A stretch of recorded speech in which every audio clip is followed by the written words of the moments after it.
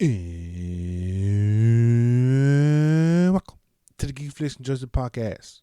This is a show where I talk about shows, movies, video games, and cool stuff we see during the week. I am your host, Birthday Boy, at Reprizes, all by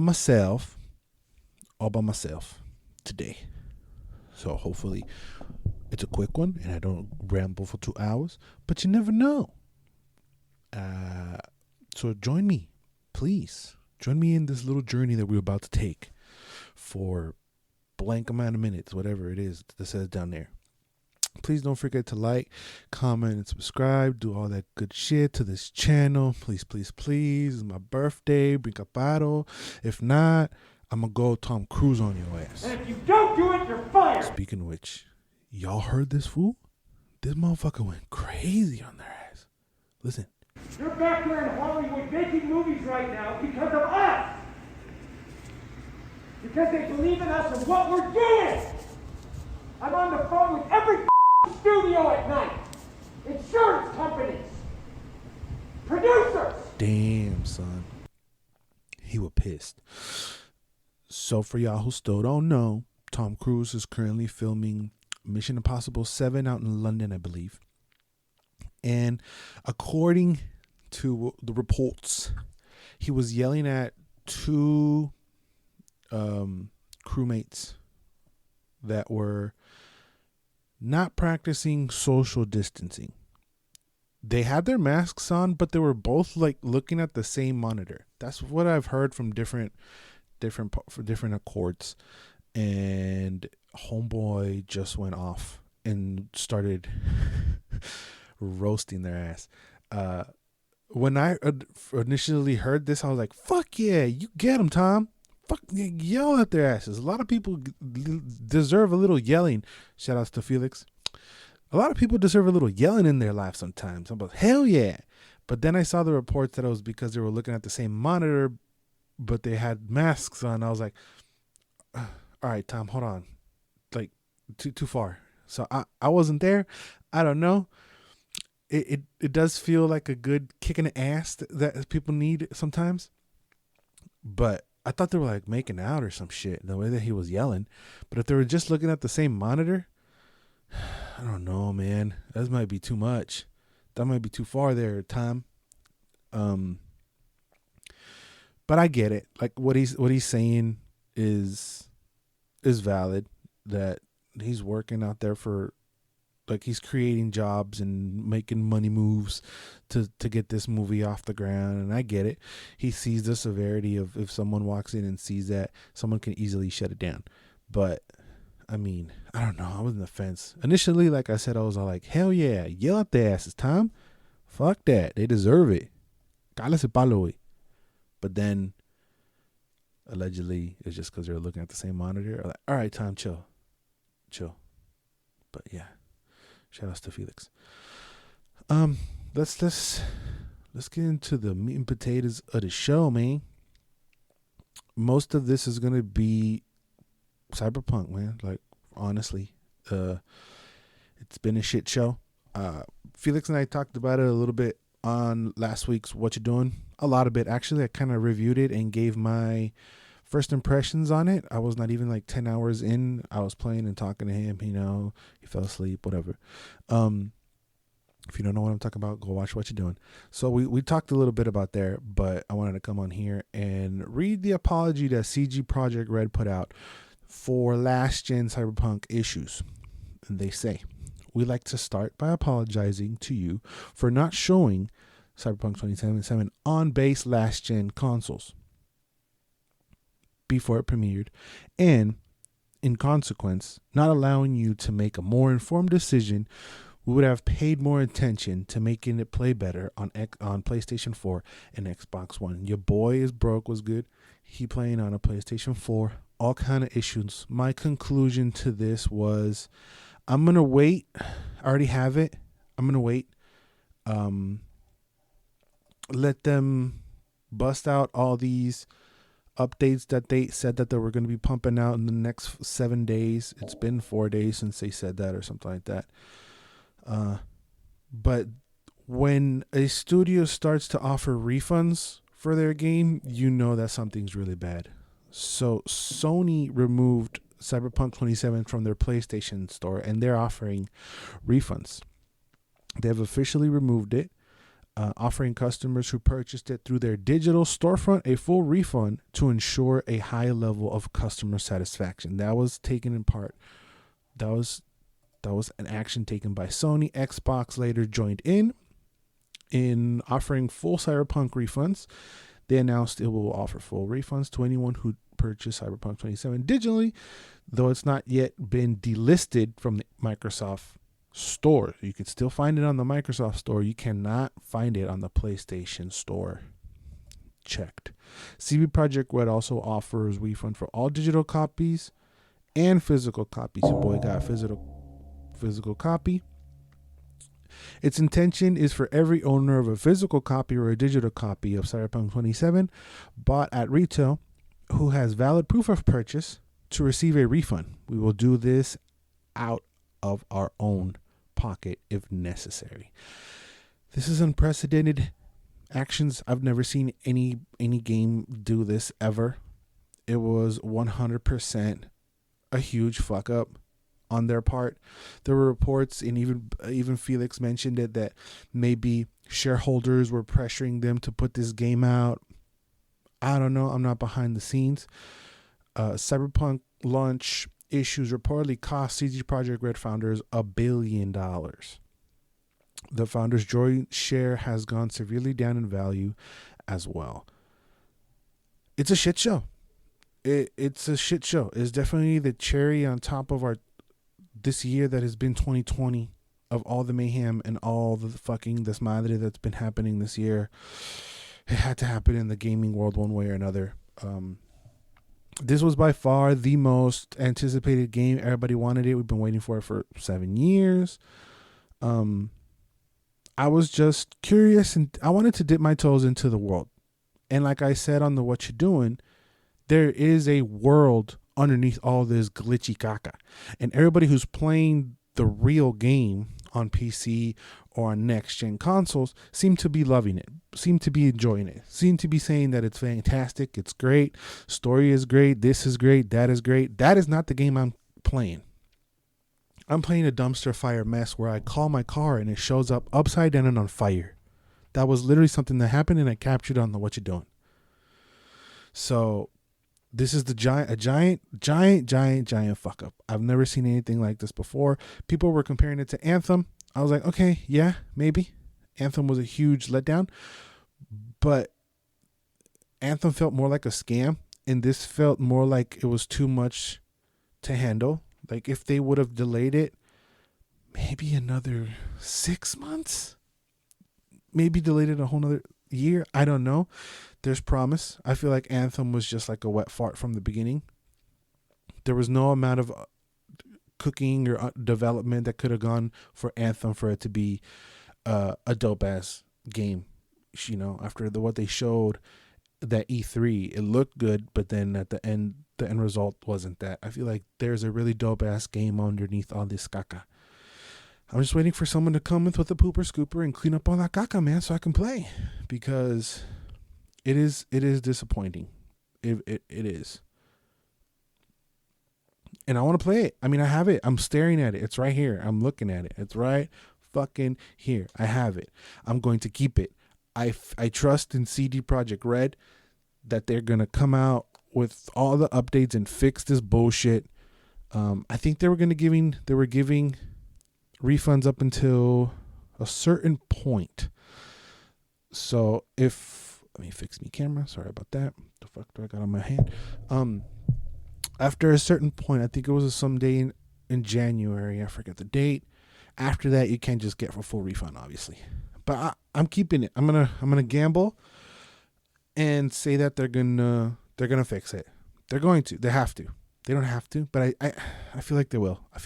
So that's what I'm thinking. I wonder what you are doing. If you guys are keeping it or what you're doing, or you just like this is just a dumpster fire doo-doo caca. Speaking of doo-doo caca, everybody else is like creaming their pants for this, and we talked about it last week because it was revealed last week, and I'm talking about Arc 2. That's the Vin Diesel game that the announcement came last week.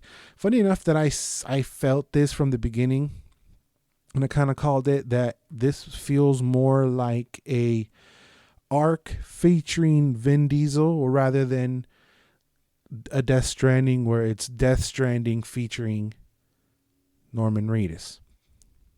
Funny that came. That's what I said last week. Arc 2 feels like Arc 2. Vin Diesel is in Arc 2. And it came out this week that Vin Diesel will not only star in the upcoming Arc 2 campaign, but has joined the game's developer studio Wildcard as the president of Creative Convergence. That is 100% the feeling that I got.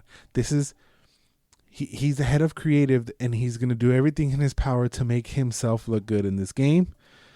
There was reports years ago, or last year, a couple years ago, on the Fast and Furious, that they were literally counting the punches that he would take versus the ones that he would give out. And there's just some egotistical blockbuster movie star bullshit around, and I could smell it in this game.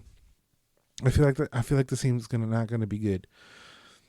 I don't know if Arc fans are excited that Vin Diesel's is in their game, because it's more. I feel like the Arc is more. It's more MMO. Like, let's come come together. Let's do this. So this kind of high action, holy shit, Vin Diesel in my game just didn't felt right, or doesn't seem right to me. But this, now that came out that he's an executive producer, that makes 100%. I'm gonna stay away from that game. I'm gonna stay away from a lot of games. I'll get that to the end. But yeah, I could smell it. I knew it. Something was fishy, and I said it. I said it last week when we watched the trailer. Speaking of trailers, isn't that much of trailers? This is more a release date. The Mortal Kombat movie will be available to watch in theaters and HBO Max on April 16th, 2021. The news came via producer Todd Garner, who released a new poster featuring the release date. He also promised that a first look trailer would arrive in the new year, maybe January, but we would come back and talk about it again. I'm at a 7, like Stoketh vibe on this. I'm very curious to see what they're gonna do. I wonder if Ronda Rousey is gonna reprise her role as Sonya Blade. That'd be dope. We've seen her kick ass in. Was she in Hobbs and Shaw? She was one of the. I think she was in one of the Fast and Furious. That seems right. I think so. I don't know. Old brain, I'm an old man. Shut up. Yeah, I'm curious to see. I remember taking a peek at the cast. Nothing was holy shit, but I'm excited for this movie. I'm super curious. Of course, it's Mortal Kombat, so the story's not going to be groundbreaking or anything crazy. Like, you just gotta hold a tournament to save the world in our realm. But it looks cool. The whole HBO Max drama, that's a whole other thing that I'm not qualified or smart enough to talk about. But that the studios are getting mad with HBO, like, hey man, we're making this movie to put on the theater, and you're just gonna throw it on HBO Max. That's some bullshit. Which I agree. But if HBO Max, there's like a whole conflict with the theaters where they're gonna like, okay, well, you're not gonna pay us any money. Like, you're taking away our earnings from these movies that you're just gonna throw on your app. Movie theaters are planning to play movies that are going to be released on HBO, Warner Brother movies, for a cheaper price. I think it was like they could do something like charge it for like $5 or something, because they just pay for the app like everybody else in the world. And if I was over there, I would pay half price to go see something in a giant screen. Even though I got a giant screen right here, what's good? I love you. That's a whole mess. That's a whole mess. Everything's a mess, man. Everything sucks, man. Fuck. I just want to, like, can I fast forward where everything's cool, I just want to fast forward. Can I fast forward? Where's the button? Fast forward. Where's click? Where's the goddamn click remote? Fucking fast forward? This is bullshit. Can I fast forward without getting older, Ida? Because, it was your boy birthday, and your boy, old, and, fucking suicidal thoughts and shit. It's bullshit, man. Not kidding. But yeah, let's fucking hit fast forward, man. It feels like there was like this whole, we're still going through this world reset. It's so weird. Like, especially in the movie biz, I feel like the business took a break, so everything's on pause and everything's all up in the air. We might not come back to movie theaters ever again. Who knows what the hell's going to go, who knows what's going to happen. Now that hopefully he doesn't feel bad for me divulging this information, but now that one of my co-hosts Felix got the Rona, and he's been talking about movies because he never stopped going to the theater. I'm not saying he got it there, but that's just another okay, cool. So that's just that's proof that it's not worth it to go out to the movie theaters to watch these movies. Gonna have to pony up the dough for all these apps, which we already have. So everything is on apps, on apps, on apps. I just want to hit the fast forward button. Where's the fast forward button? Let's get the fuck out of here, bro. All right, let's move it along. Speaking of new things coming, Marvel announces Marvel Legends. It's coming to Disney Plus. It's another Disney show for 2021 called Marvel Legends, which will revisit the most iconic moments in the MCU. So now that Disney Plus is in here in Mexico, ooh, what's good? Your boy been fiddling around there, the member app, because it's just nostalgia-filled movies that make you feel fuzzy inside. It is great. But what I like from Disney Plus are its originals so far. Mandalorian, I just put there's our review. Me and Felix talked the whole hour about the Mandalorian last night, so go give that shit some love. All the Disney Plus originals documentaries, I dig. I really, really like them. I'll be talking about this tomorrow. Probably by the time you listen to this is already up on What You're Doing. It's called Prop Culture. It's dope. It's great. Bubbles has recommended to me the Imagineers one. I'm gonna watch that shit too. There's one called Zenimation that I thought it was going to be some kind of documentary on the art, but it's literally just like relaxation shit to meditate, which is kind of dumb. They play like the ASMR version of the movies. So you just see them walking on grass or whatever, or Beauty and the Beast, just like walking on the carpet. It's just weird. It's really weird. That was really weird. That one threw me off and disappointed me. But this one, where it's like a highlight show of the most iconic MCU moments, that'd be dope. What would be the most iconic MCU moment? The first thing that came to me was Captain America wielding Mjolnir. Okay, that's one. Them trying to pick up the hammer is probably another one.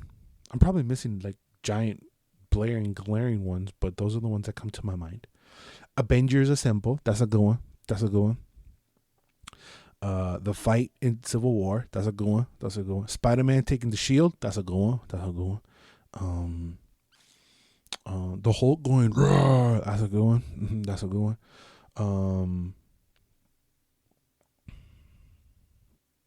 I don't know. For Iron Man, the only one I can think of is when he walks off. I can't remember which one it is, if it's the first one or the second one, where he's in a suit. He's in the metal suit.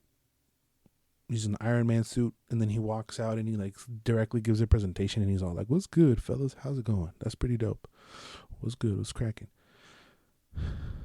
Yell at me at the comments and tell me what I'm missing. The first thing that I thought was Avengers Assemble and Captain America wielding Mjolnir. Wakanda forever, hell yeah. M'Baku, hell yeah. Bombay. Oh, don't get me started, Doug. Don't get me started. I'll probably be checking this one out, depending on how it's constructed. Is it like Zenimation, where they just literally just show you the highlights back to back to back to back, or if they go like, oh well, our intentions with the scene was to do this shit, y la verga, and that'd be tight. Disney Plus is dope, man. I thought it was gonna be a bunch of bullshit. So shame on me for not trusting Mickey Mouse, mi compilla. Where did I leave him? He's around here somewhere. Shame on me for not thinking that was going to be one of the dopest apps out there. I think I put it up there next to Netflix, over even the HBO Max. Those are probably top three streamings. Makes sense. All right, let's move it on. What else do I got? Oh yeah, so Speaking of HBO Max, something that will be coming to HBO Max, we talked about it a few weeks ago, is Space Jam: A New Legacy. So Microsoft has announced a new arcade-style video game and competition in collaboration with next year's Space Jam sequel. It says the game will be with games based on two of the competitors' winning ideas. So they were having a competition to figure out who could design the Space Jam game. The competition gives entrants a number of pre-made concept screens based on combinations of genres like action adventure, sim, strategy, shooter, and more, and then ask for an in-depth description of how the game would play. It's not clear whether the winning games will make up the entire of the final Space Jam game, or if there'll be a few options among a selection of other mini games. The first thing I thought of this was like, this goes to show how far video game movies have fallen to where they're like, all right, y'all fans, what y'all want? Like, we don't care. What y'all want? I remember I don't know if it's the good old days, because the games weren't that great, where the game of the movie would come out and coincide with either the release of the theater or the Blu-ray or the DVD, the home video version of it. I can't remember. Those were the good old days, but all those games sucked ass though. I'm trying to think what's the best one out of those. I can't. I mean, some of the Lord of the Rings ones were not that bad.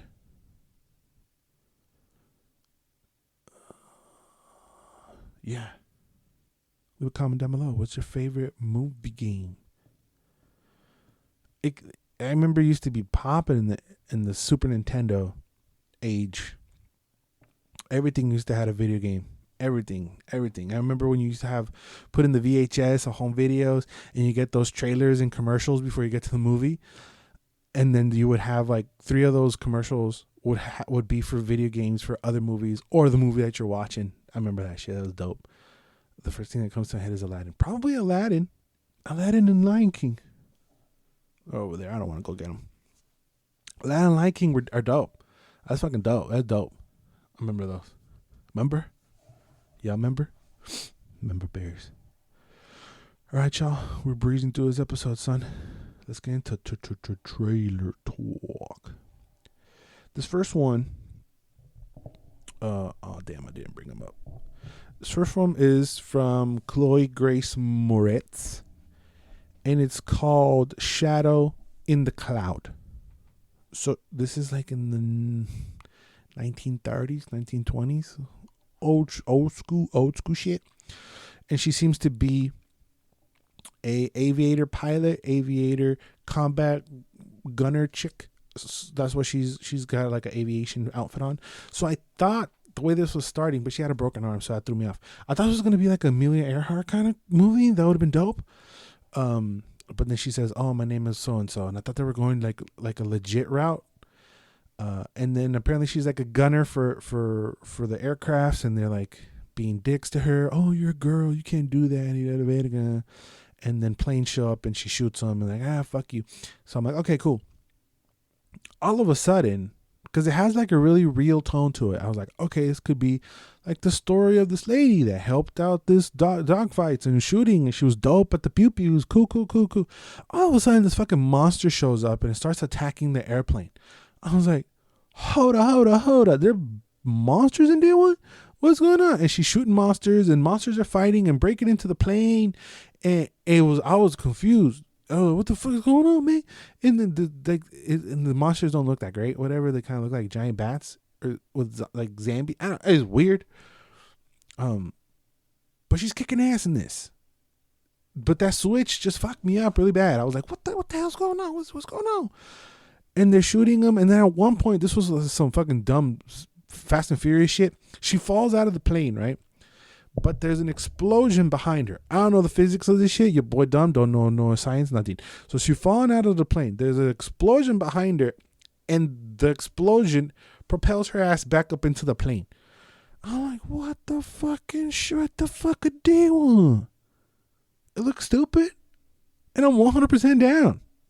I'm down to shut off my brain and watch Chloe Grace Moretz shoot some fucking weird ass things in a plane with one arm because her arm's in a sling the whole time. I'm down, and I approve this Chloe Grace Moretz transition from super duper serious actor young lady to action packed, let's kick some ass young lady. She's giving me Emily Blunt vibes where she can do both. I can't remember seeing her in anything too actiony.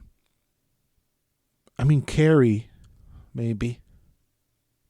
But she's not physically fighting. She's just doing some 11 shit. Like, oh, she's all covered in pig's blood. And fuck you, mama. And I've seen her more in dramatic roles. So I approve this move into more action shit.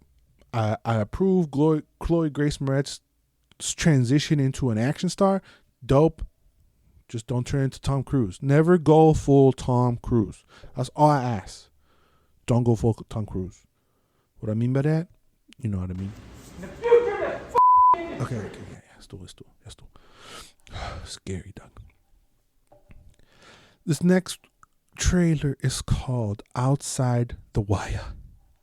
This is starred by Bubbles' favorite, Anthony Mackie. I didn't pull up the IMDb, so I'm doing this off the top of the dome. Like Papa Doc did it. B-Rabbit and 8 Mile. Off the top of the dome, dog. Everybody from 313, put your motherfucking hands up and follow me, dog. I'm such a fool. Outside the Wire. I didn't recognize anybody else. I just recognized Anthony Mackie. And it's some kind of war. Pew-pews. But he's like augmented. So I thought it was like Ultra Carbon kind of shit, maybe kind of, because it has that feel and it looks like that, but with less budget. So instead of Ultra Carbon up here, it looks like Ultra Carbon CW-ish, a little bit of splash of CW, a little bit splash of C-dubs, little splash of C-dubs. But the premise looks kind of cool because he gets shot or something happens to him, or he's like, oh, look it, and then he's like, he turns his skin into it becomes invisible. He's like an exoskeleton or whatever, and he's like fighting in this war, and he's like showing this young guy how to do shit. I was like, oh shit, all right. Anthony Mackie, Papa Doc, he's proven himself as an action star. Dope. Instead of watching Ultra Carbon, which was canceled on Netflix, I'll watch this movie instead. Even though there's like a hint of whackness and it's not the same, and there's nothing, no tiene nada que ver one thing with another. Nothing has to do with the other thing at all. I don't care. I'm gonna use this as my Ultra Carbon watch, whether you like it or not. So I was intrigued. I was like, all right. I see what y'all doing here. But you gotta go with the mindset of what you're getting with these movies, man. You can't just be like, I'm gonna go see fucking this movie to be that represents good aviation or whatever. No, the same thing with Shadow in the Cloud. You gotta go for most movies. You need to know what the hell you're getting. You know, that's why all these trailers are out there. We need to understand what glasses to put on. You know, you remember the blue and the white and the red 3D glasses? When you go see shit, you need to go expecting nothing. I know that's hard to do because there's 47 trailers and I talk about all of them off of each movie. So those trailers ultimately hurt themselves because they give you an insight, or they shine light to what the movie could be, and you formulate something in your head. Then you go to the theater, or you go and sit down in front of your big ass TV with those goggles thinking that that's what it's going to be. It's not. So I know what I'm going to get with this movie. I know what I could possibly get with Shadow in the Cloud. Same thing with Outside the Wire. Same thing with my next one. It's up to you to make the decision whether or not you cool with it. You can't demand the movie to be anything else that it is. And that's what we do a lot of times. You know, hashtag that's not my blank. The next one is Palmer. I know what I'm going to get with this movie. I know what this I know the story already. I know where we're going. But I'm watching. So, this is starred Bubbles Homeboy, number 2. Justin Timberlake. Hashtag Best Britney X. Justin Timberlake acting. Pause. Justin Timberlake has done a handful of movies. He did one with Amanda Seyfried, right? Like an action one. I don't remember that one. I don't think I see that one. I need to go back and watch that one. Something about like time on the wrist or something. Some shit like that. I don't know. The one I did watch, though, was Alpha Dog. That shit was dope. I almost cried with that movie. That's a true story. He's like playing a gangster. So it's kind of like, he's like a wigger, you know? Like a white, you know? I don't know if you can say that anymore. Can I? I don't know. Yeah. He's playing like that. Like, he's got like an accent. He don't have a shirt on the whole time. And he's like, being all gangster. So it's a little cringy now. It's a little cringy. But the story is great. And it stars him. It stars, I forget the other guy's name. And it stars the guy that recently passed away the fucking last fucking 5 years. Anton Yelchin. He plays the little kid. That's why the first time I saw him in that. And he was great in that. Sharon Stone is in there playing his mama. Not Justin Timberlake's mama, the other guy's mama. It's a little cringy, maybe now. But I remember just catching that shit caught my eye for some reason. I was like scrolling the TV. I want to say more than 8 years ago, the first time I saw this shit. What's her name? Olivia something. Mija. She's also in there. I think you see a titty, maybe. I think you see a titty. Olivia something. The one that's married to Jason Sudeikis. Her. Olivia Wilde. What did she direct that was dope? She directed a good movie. Yeah, with the 2 girls. It's a way that goes. Hey, chill, son. Alpha Dog. Alpha Dog is dope. I don't know if you're going to catch it on Netflix. Go watch it. It's good. Good performances. Justin Timberlake is good in that. It's very good. Touching. It grabs you. I like it. The D one, it's called Palmer, right? He older now, whatever. He's like he's like an old dude. Not old dude. He's like an older dude and living in a trailer park. That's why Bubbles don't like Justin Timberlake, and I love Justin Timberlake. But the theme in this movie might pull Bubbles in for me to watch this with him. So he's in a trailer park, and then I think like one of the neighbors in front of him has, she's a mess. She's got drug problems, meth problem. I don't know what drug it is, but there's a drug related problem. She abandons her little boy. Her little boy, I don't know if he's gay or not. I guess he is. That's kind of like, let's say he's flamboyant. He wants to wear, he's probably like 5 or 6 or 7 years old. And he wants to, he's got like his hair to the side, and he's got a little butterfly hair clip. And the boy is fabulous. The little boy is fabulous. Let's just say it like that. The boy, fabulous. Little baby Bubbles. Let's just call him Bubbles. And little Bubbles is all like, oh shit. He abandoned, but he didn't know what's going on. And then Justin Timberlake's mom was like, oh, we got to take care of that boy. And then they're like, he kind of like reluctantly takes responsibility for the little neighbor kid. And then it's like, oh, you're weird, man. Like you got to do more boy stuff. And the kid's like, little Bubbles are like, oh shit, I like this stuff or whatever. I like this. And like, and he's playing with little girls and he's being all Bubbles. And then they're like watching cartoons, and he's watching like some kind of Powerpuff Girls. Like Justin Timberlake is all like, "Oh, there's no boys in there. Which one's the boy?" And he's like, "Oh, I can." Bubbles is like, "I can be the little boy." And I was like, "Oh shit." So we know what. Going back to what I was saying about these other two, I know what this movie is gonna go. Justin Timberlake's like a bigoted asshole, and he don't like gay people or whatever, and he's manly man, and then he's gonna fall in love with the little boy. This trailer basically showed me the damn movie. And then he's gonna probably adopt the kid. There's a whole powerful scene, looks like in a courtroom, where he's crying. He's like, I want to take this boy, he's my responsibility. Yeah. Looks like he gets in a fight with somebody, and he's like a mess. He's probably like the fuck up of the town. I already know this movie. I already know it. But I know what I'm getting. I'm down to watch it, and I want to watch with Bubbles to see if he cries. That's basically it. And I like Justin Timberlake. He dope. He cool. It's called Palmer. All these are theater movies. So now I'm going to get into the Netflix fortune of the Netflix part of the fucking thing. You know what I'm saying? I've been rambling by myself. Give me a chance. I need water. Oh fuck! I lost my water. This one was a film. I had to think about it because there's two docuseries.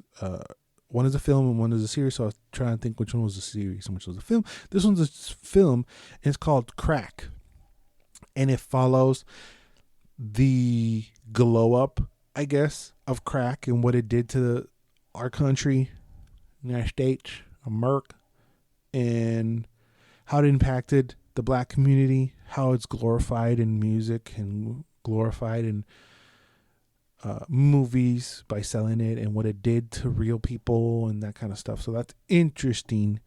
It's a very adult documentary. I like to sprinkle some of these in my life because your boy ignorant as fuck. Hopefully some of this stuff sticks in my brain. History. This is the only kind of way I can consume history if it's done by Netflix. Actually, I'm stalling because I think I have a couple on Netflix watch list that I gotta watch, and it kind of has the same feel. So I'll give. I'm gonna watch it because it's a film, so there's not a series. The next one is Night Stalker. This one is a series, and this one follows some stalker murderer guy in Los Angeles. I forget what year it was, but in LA. They're talking about how the east side, the west side where Hollywood is at is all nice, y la verga, and literally on the other side of the fucking the mumbles. Other side of the fucking Hollywood sign, it's all like nasty and gross and like dangerous, y la verga. This one's a series, and it follows a series of murders that happen. I forget what time. Because they're both on Netflix, and I've got the Yorkshire one, the Jack the Ripper one, on Netflix. I'm gonna watch that one first, and if I like it, that will determine whether or not I'll watch this one, Night Stalker. Because in Netflix, I can. Bubble says it all the time. Like once you watch one of them, you've seen all of them. So I'm gonna get the feel of how the one Yorkshire one is. Murderer, New Yorkshire, the Ripper, the whatever the fucks. And then that's going to determine whether or not I'm going to watch this one. But it's the same kind of murder mystery. Sometimes I like to dip into the murder mysteries. You know what I'm saying? All right. We're done with all the murders. Let's talk about some fun shit, dog. So, we got a Super Mario World Direct. Okay. And we are following Shigeru Miyamoto, aka Mario's daddy, and I love how he fully embraces his daddiness, because at one point of this tour of the Super Mario World that is in Universal Tokyo, Japan, he's giving us a tour of the Super Mario World. At one point, a Luigi and a Mario mascot show up, and he calls himself Dad. So I like that he embraced that. That's really dope. It looks like he's standing in front of a green screen. It looks fake, but it's not, because he's interacting with the giant blocks and shit. So there's a bracelet. I'm gonna need like 5 of those motherfuckers to put it around my fat fucking wrist. There's a bracelet, an interactive bracelet that goes around your wrist, and you can interact with blocks, and you have to download an app, and in the app it keeps count of all the coins you can get, and there's like 172 coins. So he's running around punching these blocks, and then there's keys that you can unlock that you have to do special actions. I think they're called action keys. Like hit the POW button at the certain part where the turtle shell, the Koopa shell is going, and it goes up the pipe, and he goes through the pipe. It's fucking amazing, man.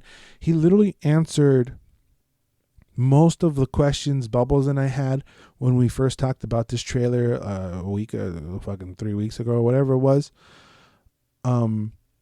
He goes into a Toad restaurant. We were like, what the hell they're gonna serve, man?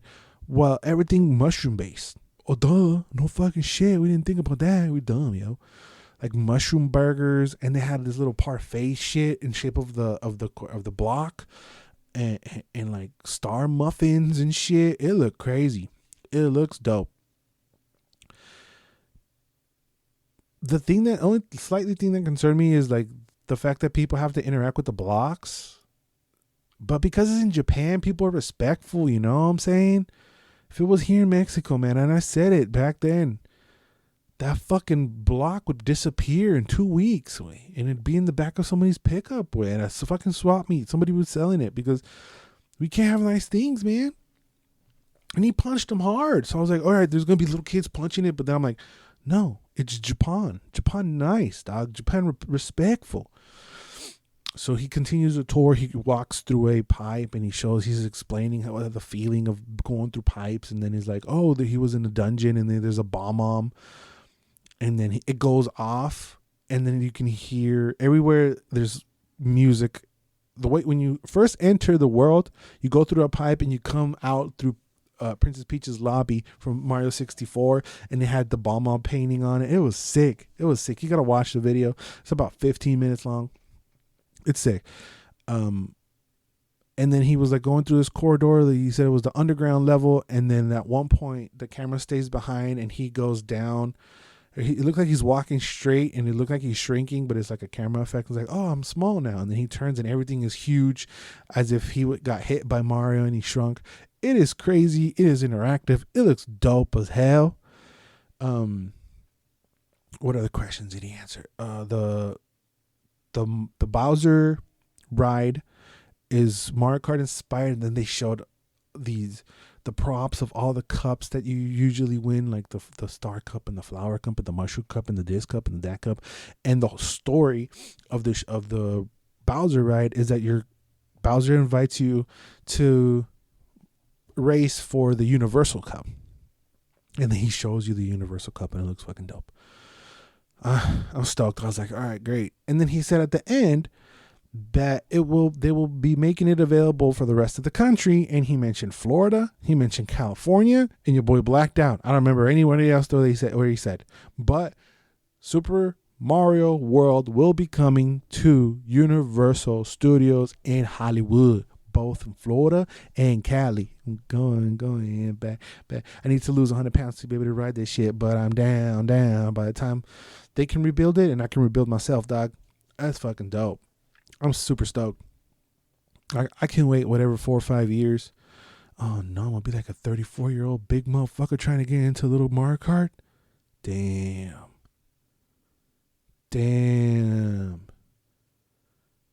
I'm gonna be old as hell, man. Should I just stop fucking around and become a lawyer or something? Nah, I would kill myself, dog. Fuck that. Super Mario World looked fucking dope. So that was a part of it was literally called Super Mario World Direct. Go check it out.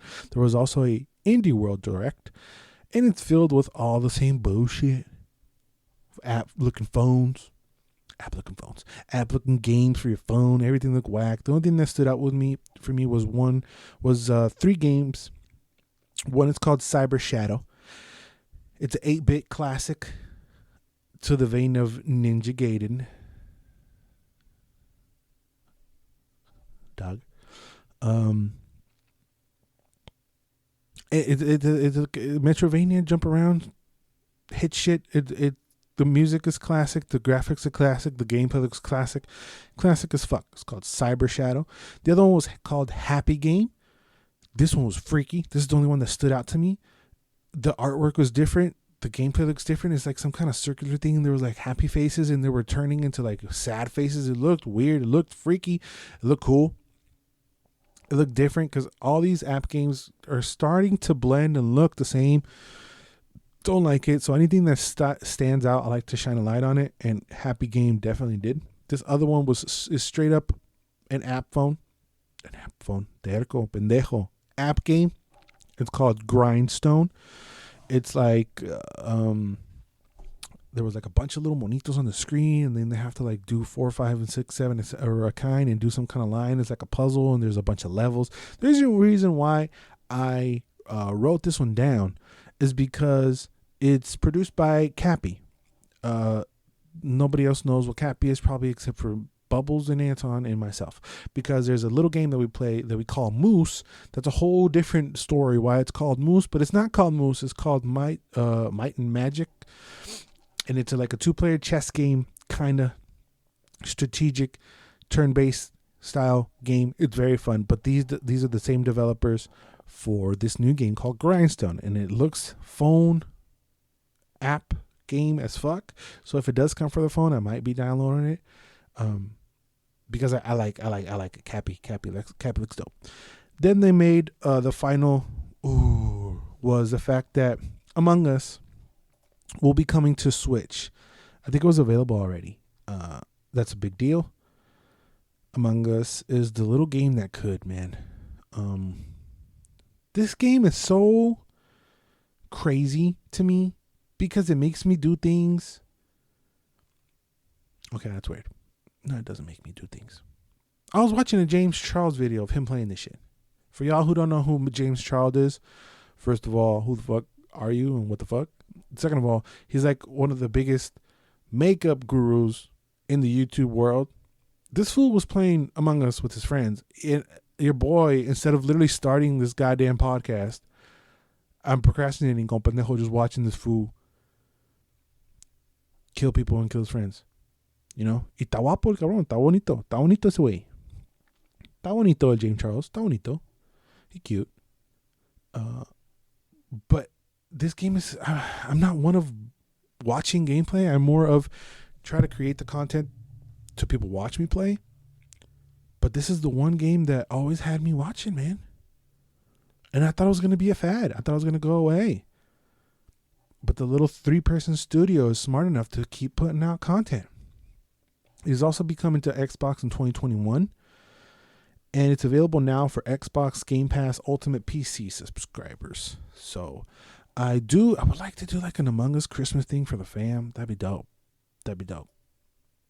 That's a little game that could, man. I'm very happy that this game is still thriving.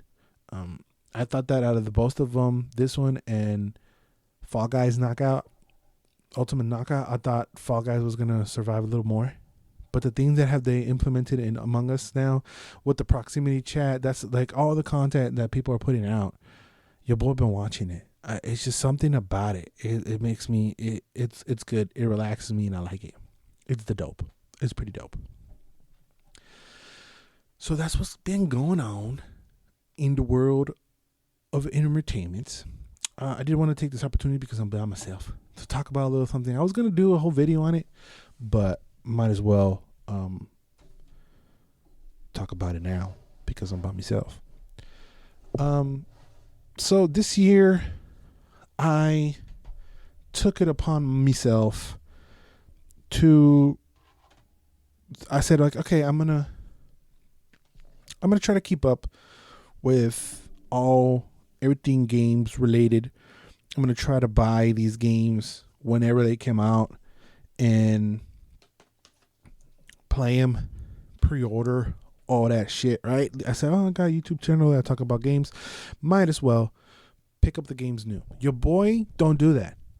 All right. What your boy does, he wait for it got a little red sticker that says clearance on it, and he picks up that game for hella motherfucking cheap. Your boy used to be surfing around the deals. What's the deal? Oh, this game is $20 off, and that's when you buy it. Your boy, the last game that your boy had bought new was Kingdom Hearts 3. Why? Because I got a motherfucking Keyblade up here, and all these motherfuckers back here behind me. What the hell was that? All these motherfuckers behind me are here. It's Kingdom Hearts related. I'm a fan. Was waiting for that shit for 10 years. How can I not buy it, right? Okay. So I set it, that goal myself. I'm like, I'm going to buy and try to be up to date with the games that come out this year that I want to play. I'm not going to play everything, right? First thing your boy bought, and I've been still to this day been getting roasted about it because even your boy did a little review on it and talked about it or whatever. And this game is fun, but the only flaw is that it's 5 hours long, right? And I'm talking about Resident Evil 3, okay? Your boy does physical too, see? This is why I like physical. I can literally pick it up and show it to y'all, see? I can't do this with digitals. Resident Evil 3.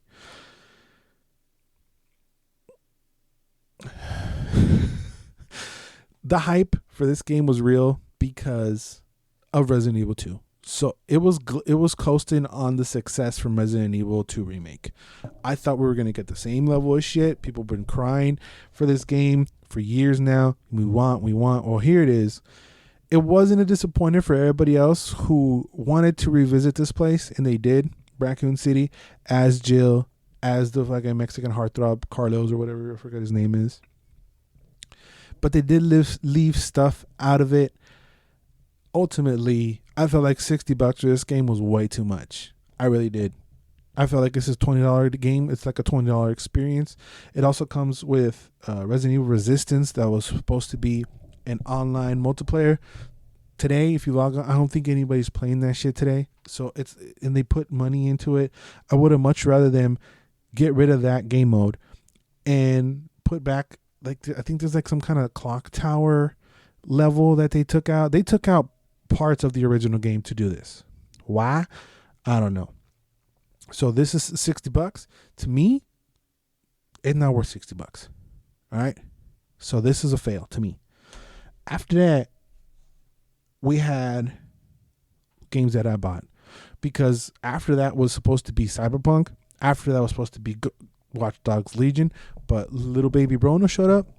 Cagó el palo. She fucked everything up, right? Even this next game was supposed to come up. A lot of shit was supposed to come up anyway.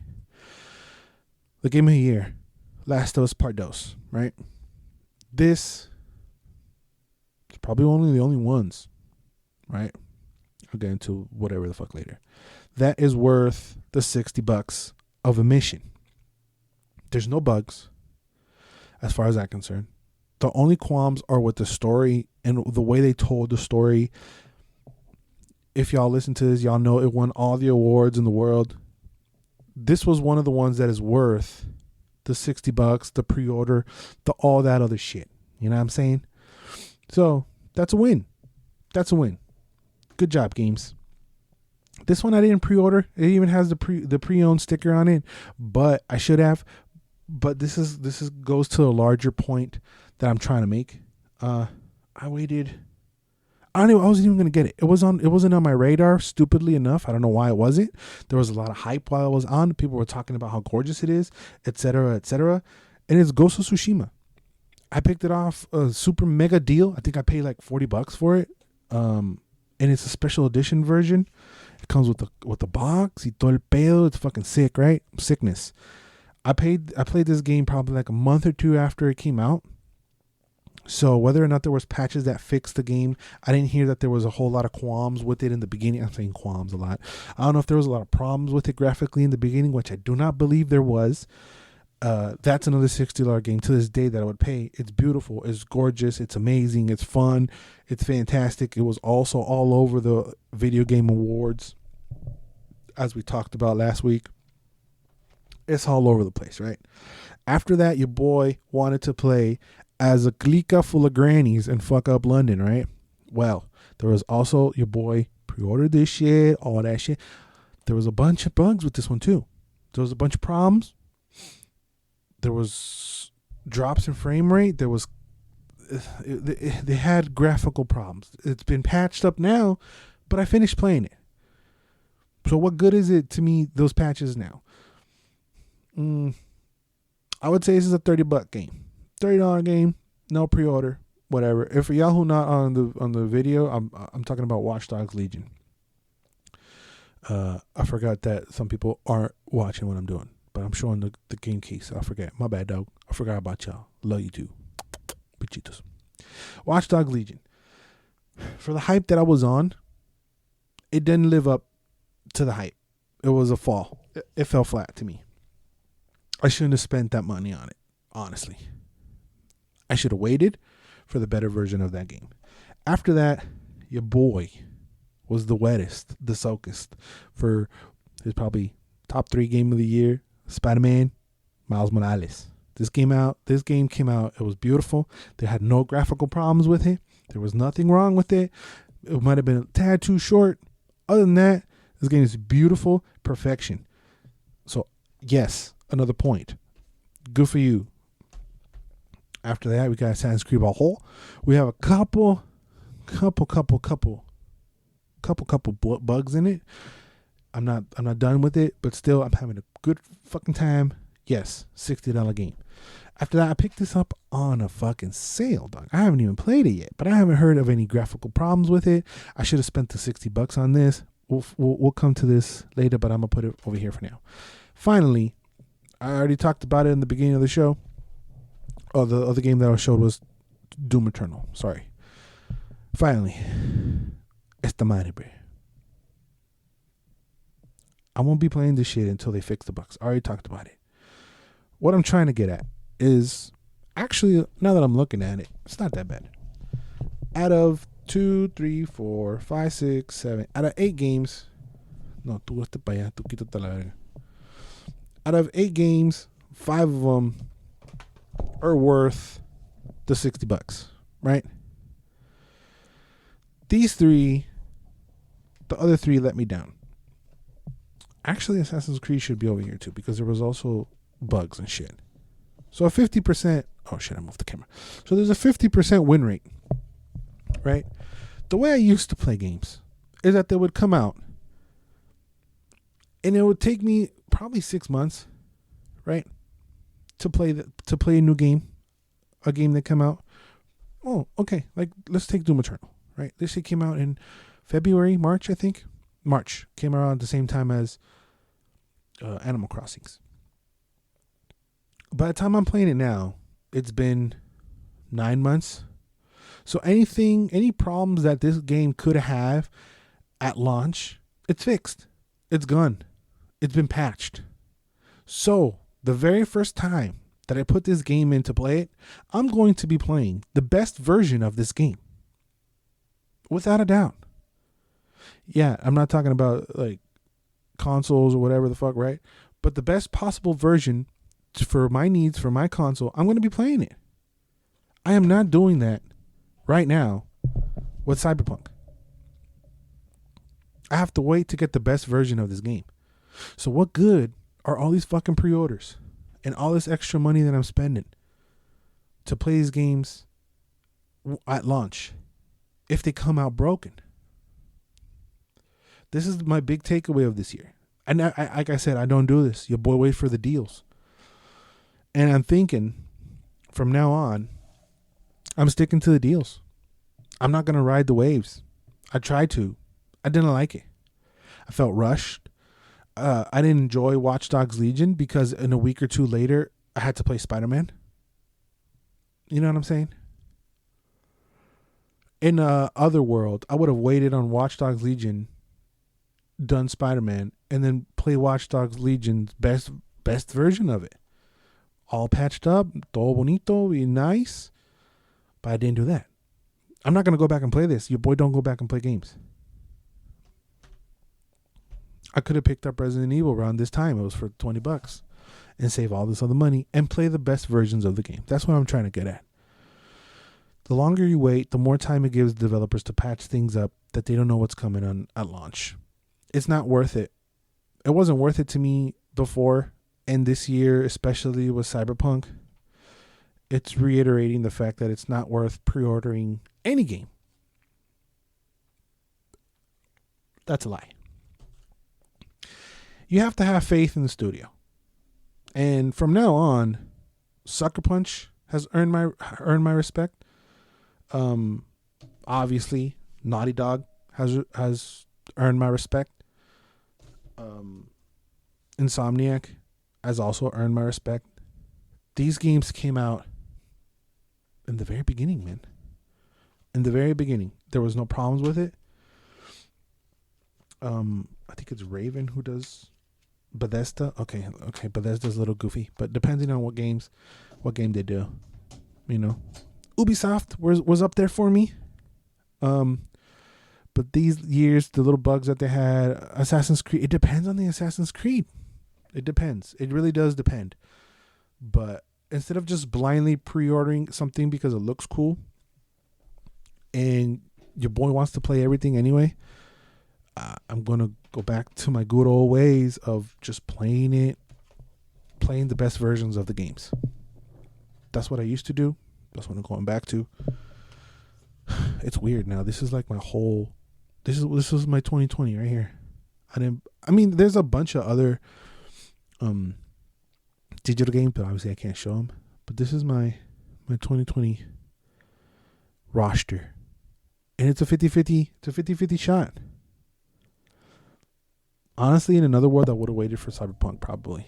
I was stoked for it, but I thought all the delays made me fishy, and even Bubbles was right about that too. Don't tell him I said that. So yeah, those are my qualms with new games. Not new games, just at launch. I prefer obviously new games over pre-owned games. That's a whole other bullshit. But I've been thinking about putting out like a deals of the week thing.